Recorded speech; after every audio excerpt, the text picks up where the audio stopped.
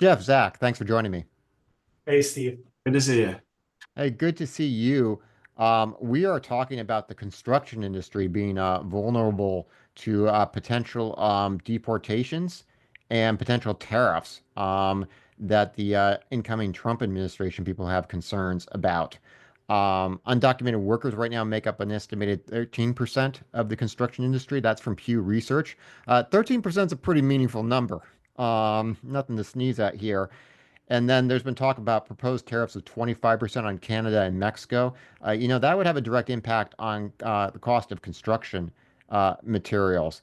About 7.3% of home building materials are imported, according to the National Association of Home Builders. Um, some of your guys' thoughts on some of the worries we're seeing from some corners of the construction industry about possible immigration policy, deportations, possible tariff issues, increases in material costs. Your thoughts? Look, this is going to go, it's so intricately weaved together on so many different faces, right? We've got a housing shortage and a housing crisis. You get rid of 50 million people, according to 13% of 330, you're going to have a lot of empty places that are going to come way down in cost, right? So you're going to have an affordability rush to the doors and things are going to get cheaper. But you got the tariffs. Now you're trying to import stuff. When you're trying to import stuff, it gets more expensive. That tax gets passed on. You have inflation. Prices go up. Then you have construction. You can't build anything anymore because materials can't come in. You might be losing labor. Who knows what you're losing, what you're missing? I mean, it's going to basically reset the board.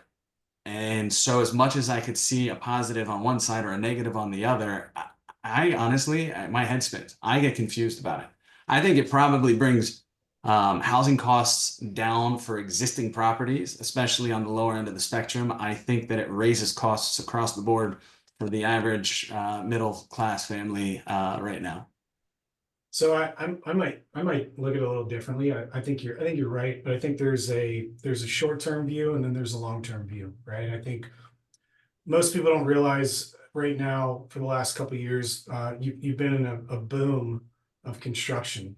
So every sub has become a GC, and they're going out there trying to do their own jobs, trying to get their own jobs, trying to do a whole lot of stuff that, when things are easy to get, it's easy for them to get because maybe they can be a little cheaper. So I think some of this, when you start, looking at this, you're going to have a short-term influx, or even probably just call it an increase of people who fail. One, because they can't get the jobs because now they've got to increase their pricing or they're just not good enough. I think the other side is you end up with, you end up just weeding out the industry. I think long term it ends up being probably a better option for the country as a whole, because you'll kind of slow or stagnate or even kind of standardize some of the pricing that you're getting from increased tariffs. They're no longer there. I think like I said, I think you get an initial increase that it's probably sticker shock, and it kind of slowly dwindles away because people realize it. We've got to create stuff here to be able to do what we need to do to support the population. Yeah, well, I think I'm going to be cautiously optimistic on this, but it is a question mark, right? Because when you're on the campaign trail, you can promise everybody they're going to have their cake and eat it too. Yeah, You for can sure. promise we're gonna lower inflation, and we're gonna get rid of a lot of illegal immigrants or low skilled labor, and we're gonna impose tariffs, and well, you can't. I mean, something has to give. I'm I'm cautiously optimistic because on the tariff front, we've seen this before with the first Trump administration, where he likes using it as a stick to get other concessions. So I think in the case of Canada and Mexico, it's going to be concessions on border security, potentially fentanyl. But I don't see Trump giving up his stick, because if he actually does impose those tariffs, he can't threaten to impose those tariffs, and he really likes being able to threaten to impose the tariffs. So I'm cautiously optimistic that we're not going to see the tariffs. On the immigration front, I think that's a more interesting question. There's certainly been clarity from the Trump administration of we're going to prioritize going after the criminals. Well, I think you got not to call it yeah. the prospective Trump administration. Yes, the prospective Trump administration. So there's certainly been a consensus of yeah, we're going to go after criminals, we're going to have to go gang members. That shouldn't affect the construction industry. Then you get to the question of how serious are they going to be about deportations of all people who aren't documented or illegal, however you want to say it. But the impact would be pretty significant on the real estate industry. I'm be cautiously optimistic as a guy who came from the real estate industry and likes bragging about how high the stock market is every other month or every other week or every other day, that he's not going to do something that is going to have this negative an impact on construction. But that's just me, like I said, cautiously optimistic on this. That these policies are going to turn out to be more negotiating tools and that the actual reality is more going to resemble what we saw the first time around with the Trump presidency, and it won't be a meaningful impact on construction. But I absolutely think you have to keep an eye on it and you have to take it seriously. Well, let me ask you another question because in a federal policy of deportation versus, for example, sanctuary cities, which is not a federal mandate, which has always been kind of a sticking point for the last 8 years for both administrations. Does this trump that, sorry about using Pun Trump, intended. Trump, Pun intended. but does it trump the sanctuary city kind of ordinances, at which point people aren't going to be deported. You're going to see an influx into these areas of a lot of illegal immigrants.